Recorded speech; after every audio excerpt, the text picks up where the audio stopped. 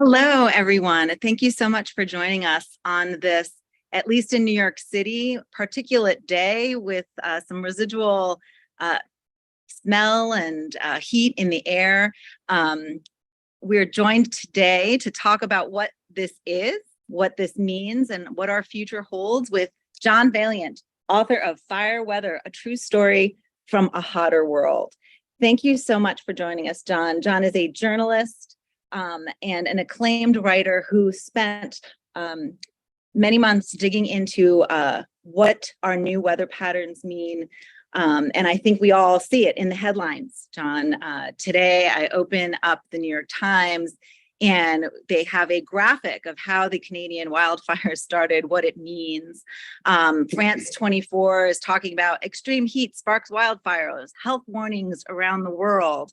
I mean, if you just look at some of these headlines, in Florida, swimmers encounter an ocean that feels like steamy syrup. It is everywhere.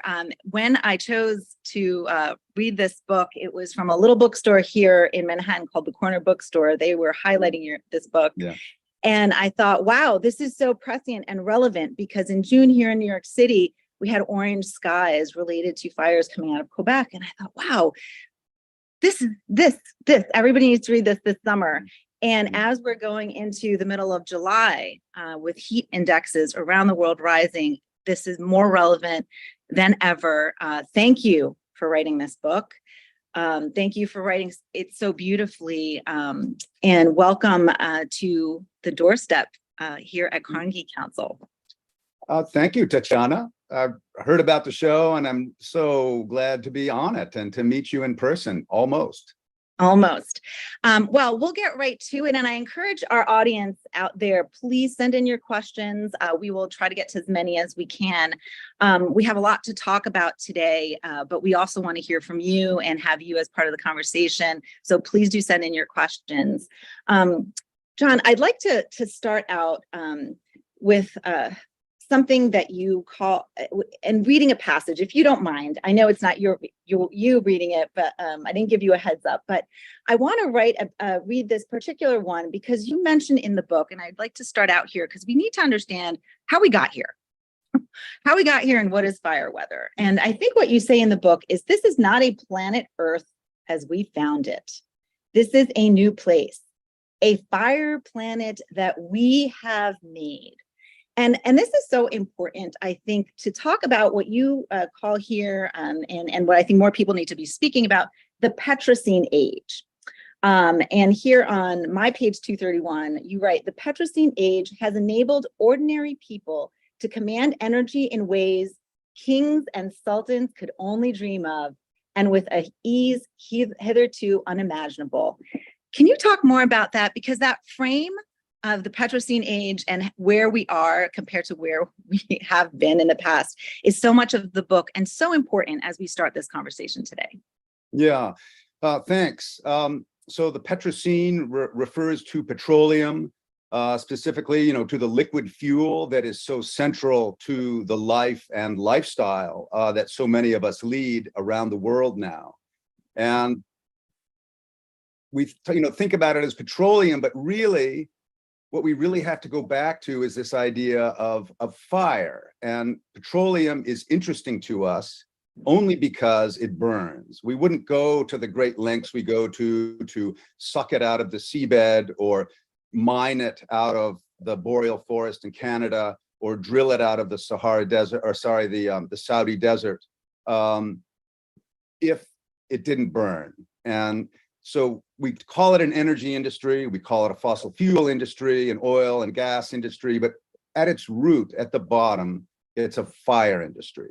And our civilization is a fire-driven civilization at this moment. And it really has been for that past 150 years or so. And it's fire is so central to our lives, it's hard to package it neatly because it's always been with us. It's really enabled us to become who we are and how we are. And I've thought about our early relationship to fire in terms of, the hearth fire in the cave. We're cooking over it. We're illuminating the darkness with it. The darkness was a was a big part of the day. It was a menacing part of the day often, and fire changed that. Fire gave us eyes in the dark like a tiger. It evened the playing field. And so in this way, I think of the same way we domesticated wolves and made them pet dogs that protected us, could smell and hear better than we can, could hunt for us, could help keep us warm at night, keep us actual company. Fire, dogs might be on our right side, fire's on the left. We also domesticated fire. It's also been our boon companion, you could say, that has enabled us to see and reach further, to feel safer, to feel physically, and I think, psychologically, emotionally warmer. It's cozy on top of everything else that it does.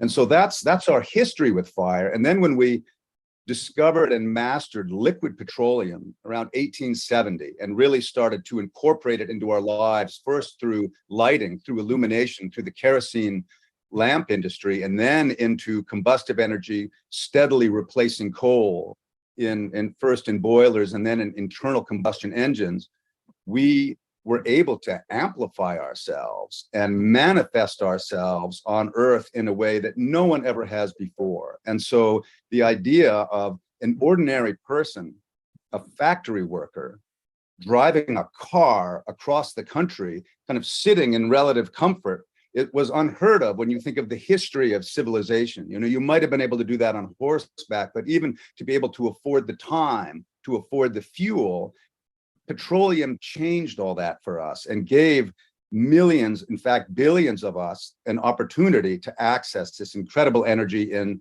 what at first seems like an affordable way. And I think what we're seeing now is there were hidden costs.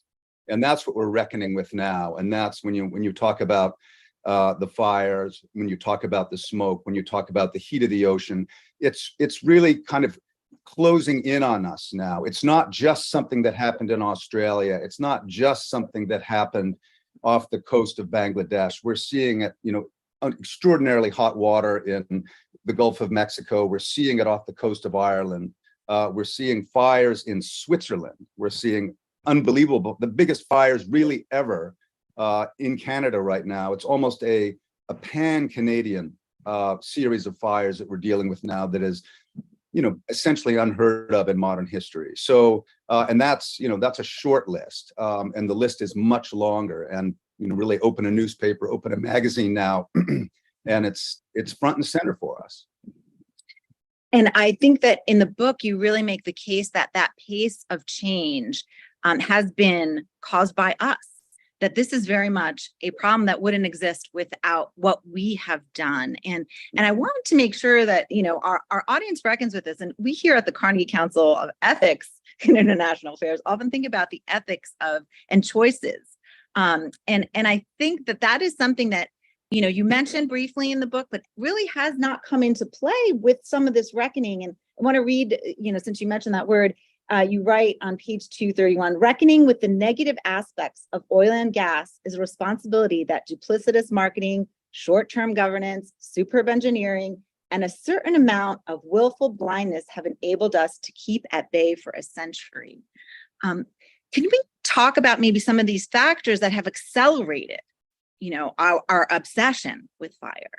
Yeah, I think the genius, we also have to recognize the genius of petroleum and the genius of the industry, and the fact, this is a question I asked when I was in Calgary, which is like the Houston of Canada. It's in Alberta, very oil intensive place. And, I think when I was there, people thought, oh, this guy's going to come here and he wants to beat up on our industry. And I asked them, when was the last time you ran out of gas that wasn't your fault? And I've been around for a long time, and I've been in line for gas a couple of times during some political upheavals. I have never run out of gas when it wasn't my fault. So there is an incredible system of supply and distribution, and that involves a whole lot of people all around the world showing up every day to make it happen. And we have to acknowledge that, we have to honor that, and I think we have to show gratitude for that. At the same time, in the other hand, we have to also look at when you burn fire, petroleum-driven fire, for 150 years, relentlessly at every opportunity around the world, 24/7, there are going to be impacts, and CO2 and particulate pollution is one of those impacts. And when you do it on the scale, one could say as successfully as we have, you're going to see effects. And we want to look at the positive, all the ways that petroleum has empowered us, has frankly enriched us, but really it's done so at the expense of the future. So we've borrowed against the future health of the planet, against the stability of our atmosphere. And so as we've burned literally billions, I've counted it actually, we light trillions of fires per day when you count each combustion in a car engine. Trillions of fires per day. So galaxies of fires made by human beings every single day, emitting emissions, CO2, into our atmosphere. And our atmosphere is a fairly closed system. It's kind of like how some people like to talk about Las Vegas. What happens in Vegas stays in Vegas. What happens in our atmosphere stays in our atmosphere. So the CO2 stays there. Even, the car I drove back in the 80s, those emissions are still somewhere in the atmosphere. They might have gone into the ocean, they might have, weathered into limestone, or they may still be influencing the heat retaining characteristics of our atmosphere, which is what has made the world tangibly, palpably, dangerously hotter, and thus more conducive to fire of an uncontrolled kind. Yes, I was talking about this to a friend yesterday, and she called it an unnatural disaster. Not even, that we have perpetuated these unnatural disasters to a scale where, we can talk about in a second, we might not know how to handle them. But I want to, since you started with CO2, I want to stick to that, and because part of your book you spend discussing how, maybe now we're talking about it more, but how even the oil and gas companies, in the 70s, it started new, there were the climate science, in fact, you point out, has been around for a century. But they chose not to deal with this. Yeah. And so if we can talk a little bit about that. This, excuse me, this is something that has really perplexed me and intrigued me. And this is, again, we need to go back to the fact that, take Exxon, for example, or Shell. These are these 130, 150-year-old companies that are global, that are very well run, that are able to attract the best talent. They're extraordinary entities. And one of the things that they're able to do is attract really good scientists. And in the 1970s, as people began to understand, wow, CO2 is a really important ingredient in our atmosphere, and it actually has heat retaining characteristics. And this was actually understood as early as the 1850s.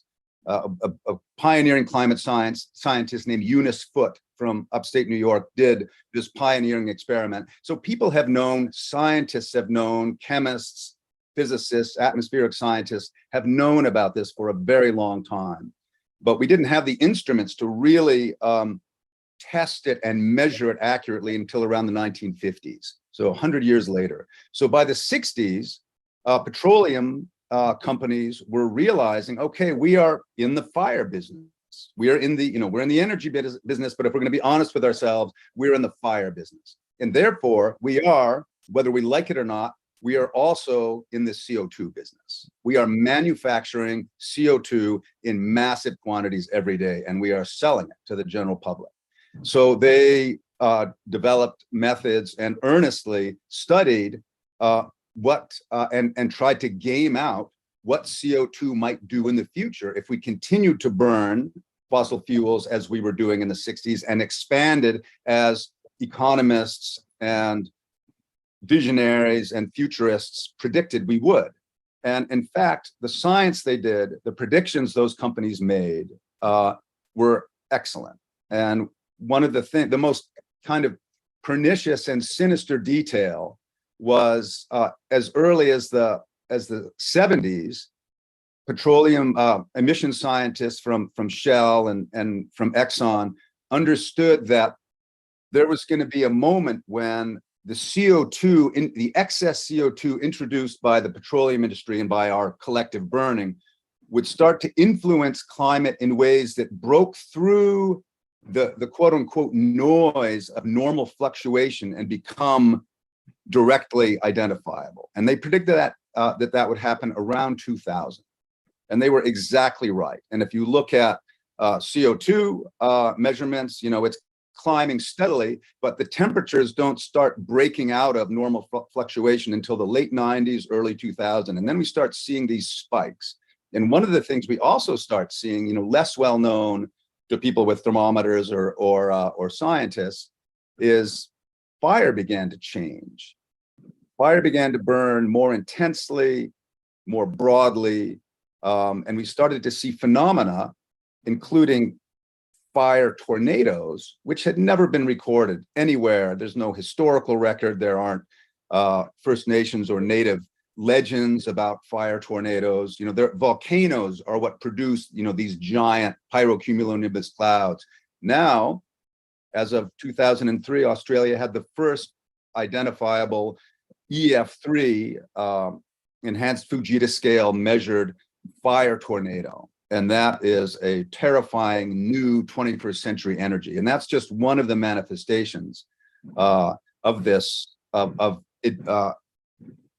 elevated CO2's impact on climate. It doesn't just make it warmer, it makes it easier for fire to do what it really wants to do, which is burn big, broad, explosive. And in that way, I noticed, wow, it's really kind of similar to the way modern capitalism likes to manifest itself, in terms of the way a large company has a big idea, wants to expand, wants to grow, wants to move across a landscape in a very energetic, but also consumptive way. And that's I think that's interesting. It's kind of a side note, but the focus here is that there's something about our atmosphere that encourages intense bursts of energy, and that energy wants to keep manifesting itself. And one of the places where we're seeing that most graphically now is in the Canadian boreal forest, this huge, extremely flammable forest system that is now drier and hotter than it's ever been in many millennia. Yeah, so I think that is a nice segue into, I think, the heart of your book, which is the 2016 Fort McMurray fire. I know that was, in your acknowledgments, you mentioned that you kind of went in there after it happened to try to find out what happened. And I think that leads nicely into also your discussion of fire, and it wants to burn. And if we could talk about the triangle of fire, kind of, again, to go back to the basics, to talk about that triangle of fire and how we, because of our fire obsession and these forces of capitalism, oil and gas industry, have made this triangle more volatile. Mm-hmm. Yeah. The fire triangle is fuel, heat, and landscape. So this is talking about fire in terms of wildfire, in terms of forest fires. And so what a fire needs to burn, it's got to have some heat. It's got to have the fuel, which in a forest fire is generally trees, though houses are increasingly on the menu now, along with cars and trucks and anything else in the way that is remotely flammable. And then you need a landscape, a terrain that is conducive to fire. And obviously an enormous muskeg bog full of water and damp soil isn't going to burn very well, nor will the Sahara Desert, because there are no hydrocarbons there. There's no grass or trees or brush. So you need a flammable environment. And the thing about human beings is that's where we like to live. We like to live around trees and plants. So trees and plants are hydrocarbons. Most of the houses that we live in are made from hydrocarbons. Wood is a hydrocarbon, but so is vinyl siding. So are tar shingles. So are rubber tires. These are all hydrocarbons. And we like to have those things because all hydrocarbons were once derived from a living thing. And we're living things, and living things like to be around other living things. Out just over the top of my computer right now is a really beautiful garden full of flowers. It gives me enormous peace and comfort. But all those plants are hydrocarbons. They will all burn if we dry them out and get them hot enough and add a fuel source, add a heat source and an ignition. That's the fourth ingredient to the heat triangle. So you've got your heat, you've got your fuel, you've got your landscape, but you need the ignition. Might be a bolt of lightning, could be a cigarette butt, it could be the hot muffler on a motorcycle or an ATV. It could be any number of things. It doesn't really matter. The fire doesn't care. The fire just wants to have that chemical reaction. And when we think about fire, it's this orange or blue kind of sprightly energy that's obviously hot and dangerous, but cooks our food and keeps us warm and gives us a beautiful shower and powers us around the world at unbelievable speed in great comfort.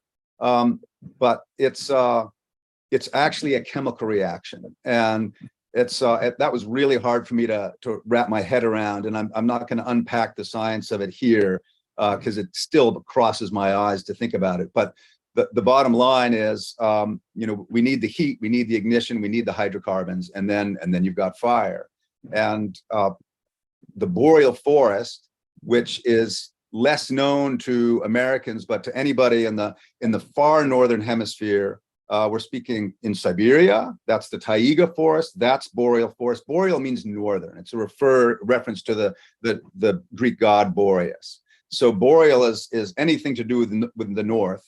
The boreal forest is this massive forest system. It's the largest terrestrial ecosystem biome, and it runs all the way around the northern hemisphere, all the way across Canada, across Alaska, all the way across Russia, all the way through the Scandinavian countries, touches down on Iceland, keeps going, hits Newfoundland, and then keeps going, completing the circle across Canada.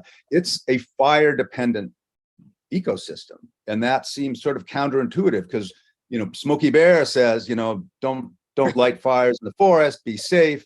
One of the things we've done since World War II is become really good at suppressing fire, wildfire. It's an out of control energy that makes a lot of smoke. It's dangerous, and so human beings like to control their environment. I pull out weeds in my garden and mow the lawn and do things that some people think I probably shouldn't be doing. But there are all these ways that we want to manage macro, micro, our environment to make it feel safer and more comfortable for us. So the boreal forest system, however, needs to burn in order to continue. And so there are species of tree in there, most notably black spruce, whose cones will not open until they are heated beyond temperatures achievable by sunlight alone. So they have to burn, and that makes the cones pop and the seeds fall out. And what that tells the seed is, okay, I got really hot.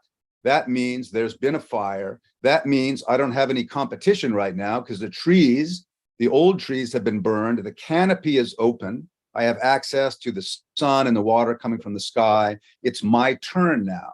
And so this is a random but regular cycle of return that occurs at roughly every 50 to 150 years. So any tree in the boreal can expect to burn at some point.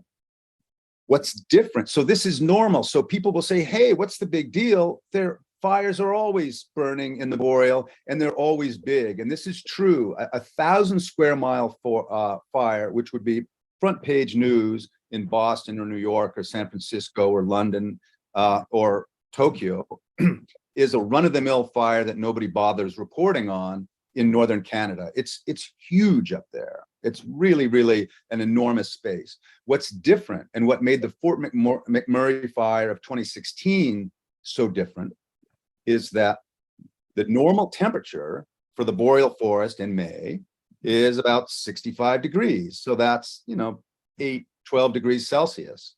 On May 3rd, 2016, it was about 91 degrees. So it was over 30 Celsius. So it broke the standing record, the standing heat record for that date by 10 degrees Fahrenheit. It's very unusual, but that's happening all over the place. Right now in Italy, they broke the previous extreme heat record, which was just last year, by 2 degrees Celsius. That's an extraordinary leap to be making. And May 2016 was one of the first places where we saw the impacts of these big thermal atmospheric leaps with really grave consequences, because Fort McMurray had 90,000 people in it. So it's a petroleum town that is the center of petroleum production in the entire nation of Canada. Canada is the United States' largest foreign supplier of petroleum products. 90% of that comes out of Fort McMurray. On May 3rd, a massive boreal fire swept into and through the city of Fort McMurray, driving the largest evacuation due to fire in modern times.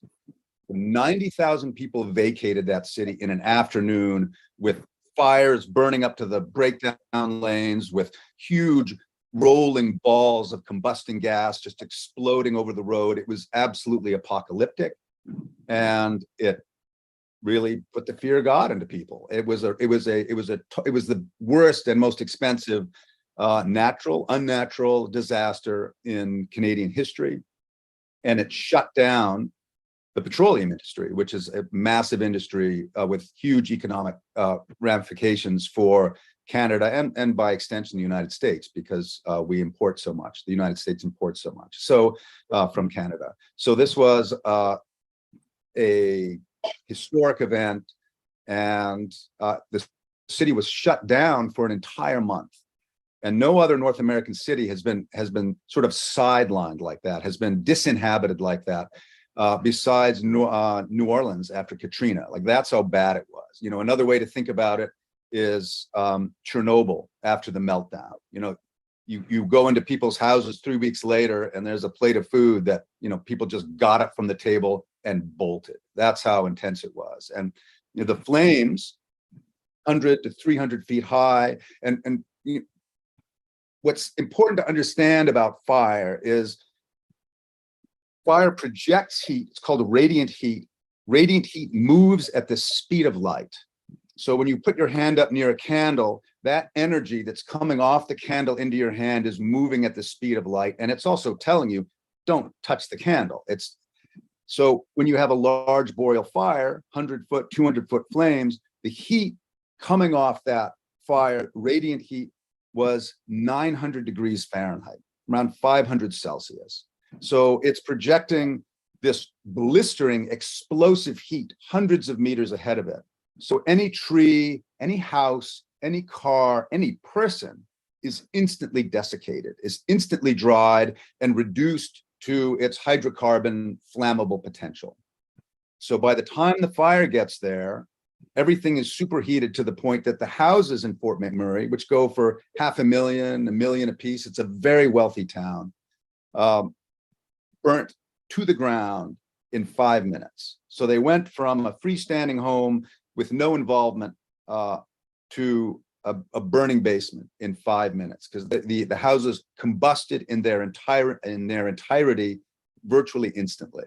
And no firefighters present had seen anything like that. It was a new kind of energy. And this fire burnt that way through the city of Fort McMurray, not just for a terrible afternoon, but day after day and night after night. I think, yes, you mentioned too that it was only declared completely over 17 months later, right? Yeah, the fire was not technically extinguished until August of 2017, the following year. The wildfire that came to be known as the Horse River Fire or the Fort McMurray Fire was not declared to be under control. That is, we can sort of keep it within its boundaries until mid-July. So that was 6 weeks after it roared into the city of Fort McMurray. And, you know, by then the damage was done. The fire ultimately burned 2,300 square miles of landscape, including a lot of Fort McMurray. It shut down the whole petroleum industry there, the bitumen industry, as it's known, also known as the tar sands or the oil sands. And these are, you know, this is a multi-billion-dollar industry. It was completely shut down, and they had, you know, smoke for days and for weeks, very much like, you know, New York experienced recently, like San Francisco and LA and Vancouver have experienced in past years. You know, it's patently unhealthy. And so many firefighters who worked in that fire, not only did they barely sleep because the fire burnt day and night, it never calmed down as fires used to do. It stayed ferociously hot on a 24-hour time clock. Not only were these firefighters working in relentless no rest conditions where they're, 24, 48, 72-hour shifts where you're practically hallucinating because you're so tired. The fire continued to burn with that same level of ferocity. And so it was such a, I think it was disorienting for people because and it's one reason they nicknamed this fire the Beast. So the Canadian subtitle is The Making of a Beast. And that term, the Beast, has enormous resonance for Canadians now because this fire, it kept coming back into the city. And that's, again, it's not what a fire does typically is it sweeps through with the wind and then it's gone. And then you deal with the wreckage left behind. The wind shifted on this fire. It kept coming back. It's like it wasn't done yet. And so day after day, it would try a new angle as the wind shifted, as new fuel sources presented themselves. So it had this strangely motivated, animated, intentional quality to it that made firefighters and the people observing it and studying it consider it in a different way. In the book, you mentioned a scene and you mentioned the fire was like a velociraptor from Jurassic Park, just trying to find another way in, which I thought was very visual. I mean, your writing is just so amazing, and it really brings it to life. And I mentioned this because you mentioned in the book the Lucretius problem, right? The difficulty that we have imagining things that we don't experience. Oh, that happened. That's happening in Canada. Right. Yeah. And only until our sky turned orange here in New York City did we say, what is happening in Canada? Yeah. And I think that, to step back to, we were talking about the fire, but what was really fascinating to me about what happened at Fort McMurray was on May 2nd, right? When people saw that there was a fire out there because they saw the smoke, but they kind of went about their day. Yeah. And public officials also said, it's okay, just go about your day. And I want to take us back to that beginning because that I found phenomenally frightening. Yeah. Yeah. And really placed me in the moment. Yeah. And well, thanks. That's a scene and a time period I really grappled with because it was so significant. So one thing we have to say about, we've already said it about the petroleum industry, great engineers, great scientists, incredible distribution. They're really good at what they do. Who else is really good at what they do? Climate scientists and meteorologists. So climate scientists already understood basically by Christmas time or January 2016 that Alberta was going to have a big fire year in 2016. They could see there was an El Nino. They could see there was reduced snowpack, reduced precipitation. They could see there was already a drought underway. Already the measurable impacts of CO2 in terms of elevated temperature and unseasonal temperature spikes was already in evidence. So they had that. And then the meteorologists who come in with more local immediate weather predicted record-breaking temperatures for May 1st, 2nd, and 3rd. They predicted a wind shift that would blow into Fort McMurray on May 3rd. They also predicted what the relative humidity would be. That's the ambient humidity in the air, that it would be 12 or 11%, which, by the way, is how dry Death Valley is. Death Valley is 2,000 kilometers south of Fort McMurray. So now we have Southern California desert humidity and Southern California desert temperatures in a boreal forest that's already explosively flammable under normal conditions. Well, now it's sort of been supercharged, and meteorologists predicted this. And so the thing is, because boreal fires are not an uncommon feature of life around Fort McMurray, firefighters know how to handle it. Municipal firefighters, were confident that they could take care of the city. And so they approached it as they had previous fires. And there have been some really big previous fires. So they thought, we know what we're doing here. And I think maybe a more accessible analog for Americans is that terrible blizzard in January of this year, where 50 people were killed in Buffalo, New York. And, Buffalo is no stranger to blizzards. People know how to handle themselves in a blizzard. And yet meteorologists were saying, no, this is not going to be just like any old blizzard. This is going to be a life-threatening event. And indeed it was, and yet no driving ban was imposed, and people treated it, authorities thought of it as they had about blizzards in the past. It wasn't that different in Fort McMurray, except in this case it was a wildfire. So what you do is, you identify where the fire is, you bring out some water bombers, retardant bombers, bulldozers, you plow up some fire breaks through the forest to create a barrier. But what they weren't taking into account was the fact that when it's 90 degrees instead of 65 degrees and 11% humidity instead of 30% humidity, those embers blown by the fire, by the wind that was predicted, are going to sail right over the tops of any retardant barrier you make, any fire break you make. They're going to sail over anything you do. And one way to think about it is you've got medieval warriors. They're out on the battlefield. They're really going at it. The army defending the castle is doing a great job holding the fire at bay on the field.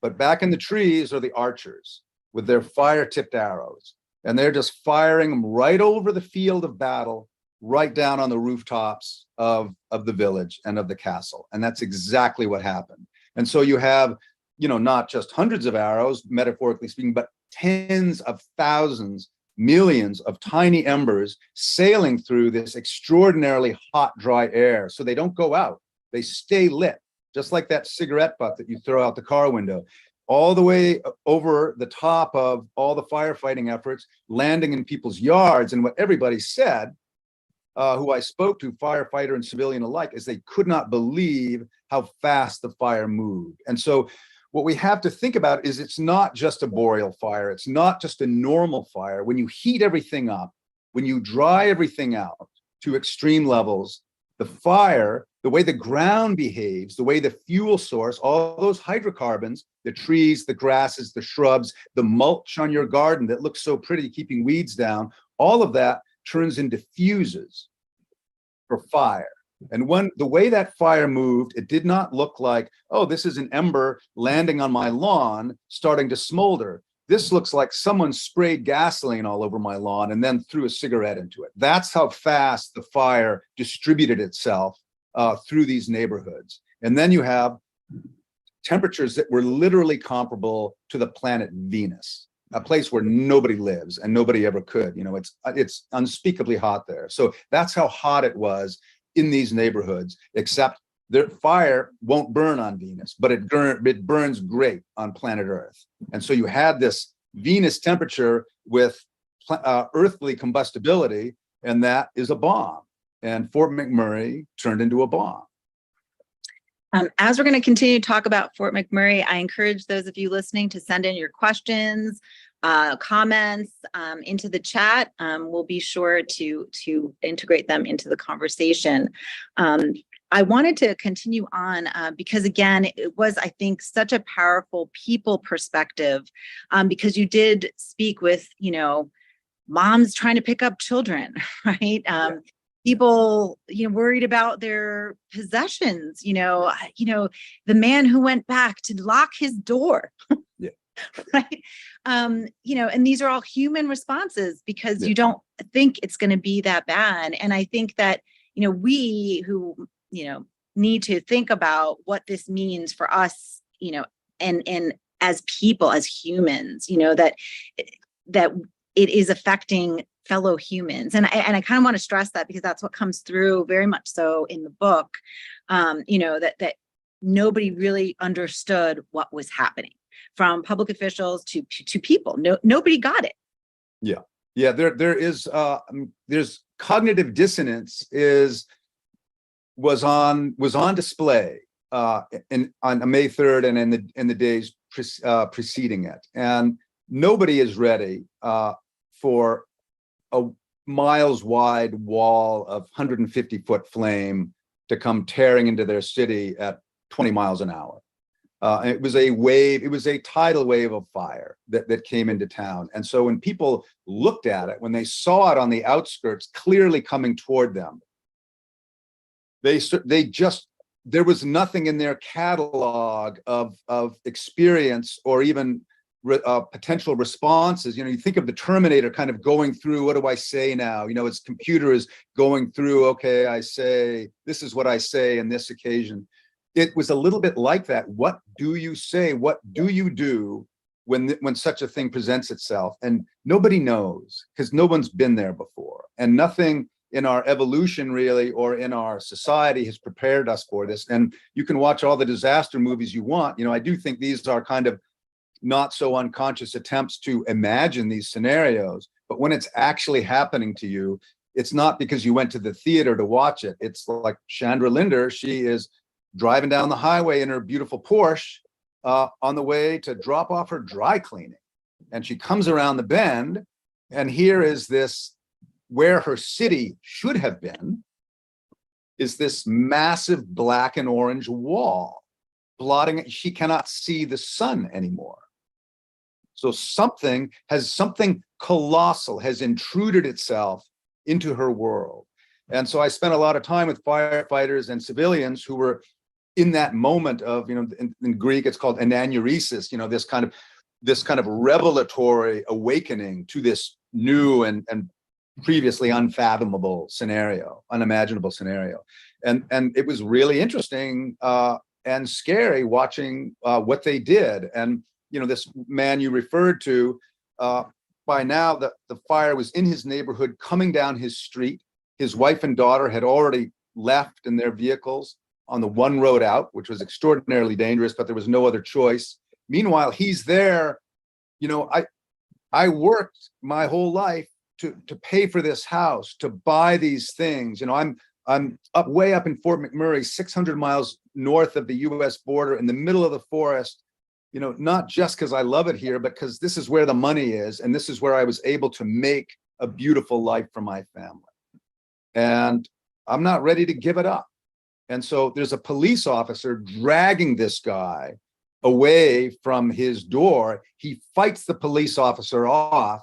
He runs back to police officers. What the hell do you think you're doing? He says, I'm locking my door. And then this fellow, Paul, looks at me as he's recounting the story, and he said, I didn't think my house would burn down. And again, 100-foot flames moving through the neighborhood in this, like an inexorable wave. There was no other possibility for his house but to burn down. And yet he was defending his status quo, defending his worldview. And so this is where, when we talk about certain aspects of climate denial and people who are having a really hard time reconciling themselves to this new reality we find ourselves in, I don't think it's all cynicism. It's not all partisan. It's not all, people who just aren't getting it. It's really a lot of people who really want to hold on to the wonderful life they have. And Tatiana, you and I, we're not together physically right now, but, I see all the wonderful books behind you. You can see that, I'm in a nice room here, assuming there's safe and healthy spaces attached to it. We're around people that we care about. We're living a beautiful life right now in so many ways, and I don't want to give it up. And if a fire came into my town, I would be devastated to let go of this. And it's not just the material stuff. I have a lot of objects I care about, but this is where we raised our kids, my wife and I. This is where all the memories are. This is where all the meaning is. And when that's a smoking hole in the ground, as it became for this fellow Paul, what is your life then? What does it all mean?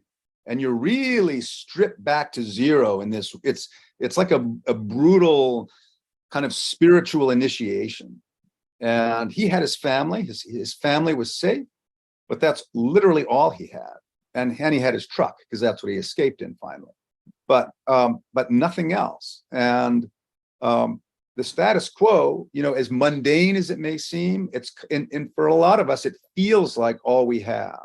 And so we'll protect it with everything we have, including doing some pretty elaborate mental and psychological gymnastics to make it still seem okay. And this seems like a good time to suggest that what I saw in the way Fort McMurray dealt with the forecasts, the preparations, and then the reality and then the aftermath of the Fort McMurray fire from May 1st to May 3rd is in microcosm, I feel, how our civilization is dealing with climate change. We've had the warnings, we've had the forecasts literally since the 1950s. The heads of state, heads of oil companies were addressed personally and directly by the finest scientists of the day, saying, when you burn fossil fuels, it generates CO2, and CO2 will melt the ice caps. People were saying this in the 1950s. All of this has come to pass. And it's been said again and again and again since then. It's been duly noted. Some half measures have been taken. You know, we metaphorically speaking, we've plowed up some fire breaks and we dropped some retardant, but we haven't really grasped the enormity of what's coming for us. And in that sense, I feel like Fort McMurray offers a kind of parable. And for me, and I think, and for all of us, that's how I took it as I was studying it. It's like, okay, they knew the fire was out there. You could literally see it. We can see the effects of climate change right now, but it's coming for us. And just like that fire is. And that is something that we're with Paul A. Erst right now. We're still trying to lock the door and secure everything, and we think we're coming back. And we're not coming back, not for quite a while. And that is a painful reckoning that everyone in Fort McMurray went through. I think that's a great segue into, so what lessons can there be? And I want to start off by reading a tweet that you put in there from Christy. I'm going to mispronounce his I think it's name. Proistosescu. Excellent. Are you Greek? He's Romanian. Oh, that's Romanian. Okay. Well, I still can't pronounce. Okay. But tweeted. So just want to make sure everyone understands what we're looking at here. Don't think of it as the warmest month of August in the last century. Think of it as the coolest months of August in the next century.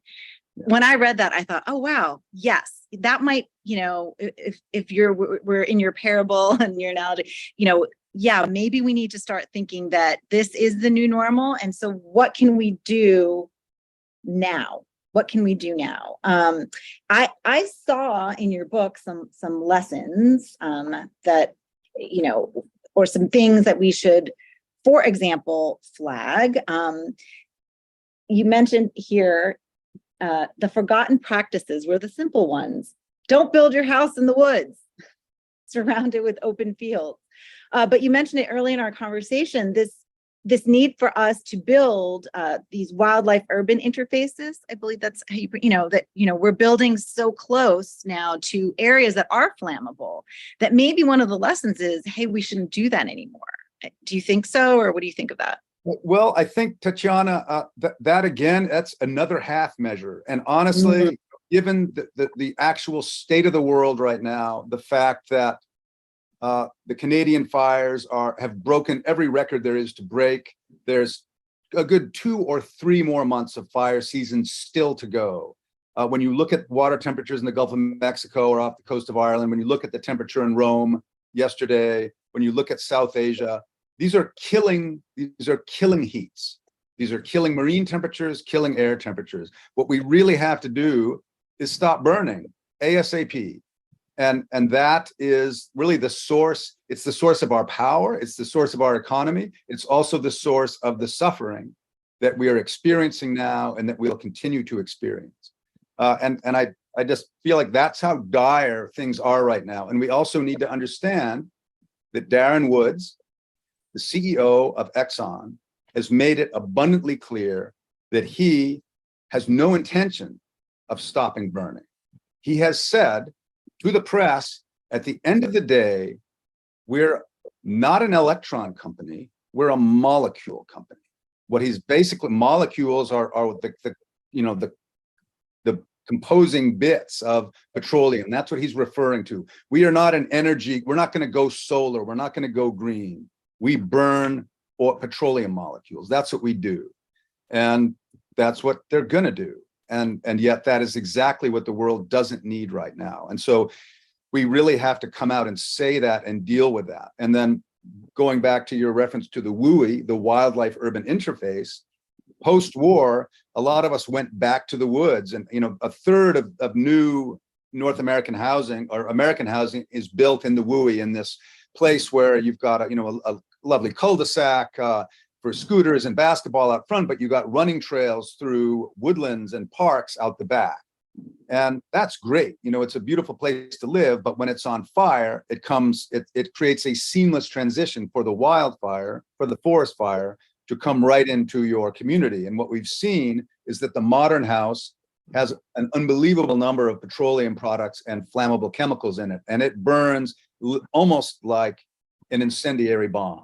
I mean, that's basically what it is when you get it hot enough. And that's not how they're sold to us. That's not how we think of our homes, but that's what they turn into when you have a wildfire projecting 900-degree heat, Venusian, Venus temperatures. Then it becomes a firebomb. And so we need to protect ourselves from these massively powerful fires that are going to become more frequent in our lives. So one way to do that is maybe to build out of less combustible products, but also to build further from wildfire areas, wildfire-prone areas, which is becoming more and more of the world. We don't think of Switzerland as a place that burns a lot. It's glaciers and snow and chocolate and milk, and it's lush and green. Well, they've got some really massive fires going right now. Greenland is a polar ice cap. Greenland had a wildfire in 2017. How is that even possible?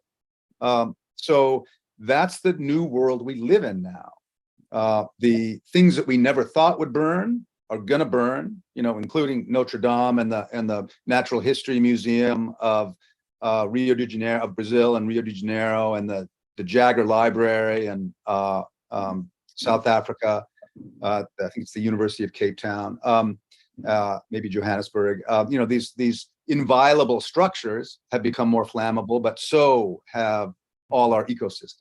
So, and there is a direct causal relationship. It is not incidental. It is not peripheral. It is direct. When you burn fossil fuels relentlessly for 150 years, as we have, you're going to have these impacts, and we have to retrench from that. We have to back off of that if we want to have a remotely livable future. It's a really painful and kind of fascinating cultural conundrum. And it's really, think of Paul, how do I let go of the life that I loved, but ultimately I want to be with my family and I want to live through this. And that's, we need to be thinking about that now. We're being forced to think about it now. Again, as we close out, I am reminding people to send in your final questions, and we'll integrate them into our conversation. But I want to kind of continue along. So yes, you're right. Incremental things. Don't build, build smarter. Maybe don't build using, but as you mentioned, and I found very telling in the book, all our new products are petroleum-based products, furniture, et cetera, versus, 100 years ago when we had, they don't, if you have antiques around or if you have different products. So you're right. These are small things, but maybe small things that people can do on a day-to-day. On a bigger level, there's certainly bigger initiatives. Here at Carnegie, we have the Carnegie Climate Governance Initiative that looks at climate change from helping policymakers to better understand options. I just got in my email just this morning a message about a new lawsuit against Big Oil by Jeffrey Simon, and he's the lawyer that did the opioid. So he's leading a new initiative. I know in your book you mentioned both tort law and both duty of care lawsuits. Could we spend a little bit of time on the duty of care, because that might be a big idea that might move policy? Yeah. Duty, I'm not a lawyer, and so this is something that I think deserves its own show. But duty of care, is the responsibility that any entity like a government has not to do things or encourage activities that will harm the people it's responsible for, such as its citizens. And so you could argue, a lawyer could argue that fossil fuel. A government, provincial, state, national, should not permit an expansion of a pipeline or of a fossil fuel project, because of its known impacts on climate, which are demonstrably harmful to the citizens in that vicinity and globally. And that is an argument that lawyers have used. They have used it successfully. There are literally hundreds of climate-related lawsuits underway around the world right now, taking a variety of different approaches. And I feel like where we are now is where lawsuits were against the tobacco industry in the 1960s and 70s. You have this huge institutional entity that has been socially acceptable for generations, that has very deep pockets, that has a strong sense of its entitlement to be in the world and do what it does and to profit from it. And then you have these annoying lawyers and citizens who are saying, hey, wait a second, this is actually really harmful to us. You're poisoning us. And so we're at that point now with climate lawsuits and lawsuits against petroleum companies and chemical companies and the governments that enable them. And that's it's a really dynamic time right now. But there's another angle here that I think is really important to mention, and that is the insurance industry, which is one of the most objective sources of the impacts of climate change on our daily lives, whether how many houses are burning down, how much energy is being used by air conditioning. And there are all these different ways to tabulate climate impacts. And the ways that insurance companies do it, well, how many houses have I had to pay for that were lost to flood? How many houses have I had to pay for that were lost to fire? This is not tenable anymore. I'm not going to insure people on floodplains anymore. Well, State Farm about a month ago said, we're not going to insure new builds in the state of California for fire. And there are 40 million people in California. State Farm is a huge, wealthy, well-established insurance company. It's not a newbie. It's been around a long time. It's done the math, and it's realized that fire is a loser. Fire, it's too powerful to insure against. And that's going to happen in more and more places. It's already happening also with flood insurance in flood-prone areas. So what I'm saying is the insurance industry is forcing us to reckon with our behavior and with the costs of climate change and climate damage. And it's going to do it in ways that really change the way we behave, where we build, what we build out of, why we build. All that's going to change. So it's not just open season on doing anything we want anymore. And that's what the petroleum industry really enabled us to do. The world was our oyster. And it enabled us, it gave us mobility, it gave us wealth, it gave us power, it gave us these incredible products that are durable and light and portable and look cool, work well, all that. But the big but is the other side of manufacturing with petroleum products is CO2, methane, and other toxic emissions. And so that was a piece of the calculus that we really didn't take consideration of, and insurance companies are, because that's their business. They look at the downside that we don't want to look at. I think that's the first time I've ever heard anybody say the insurance companies are good, but perhaps in this sense, they might be a change agent. And I think that's, and more can be found here in the book, Fire Weather, A True Story from a Hotter World. I want to thank you for writing this book. I want to thank you for bringing this very important topic to our homes, because I think that more of us need to talk about this and talk about the impact of fire on our lives, no matter where we are. I really appreciate your time today. I appreciate our audience today. Please send John your questions via Twitter, on John Vaillant on Twitter. Send them here to Carnegie at the Doorstep podcast. We're happy to engage with you and answer more questions.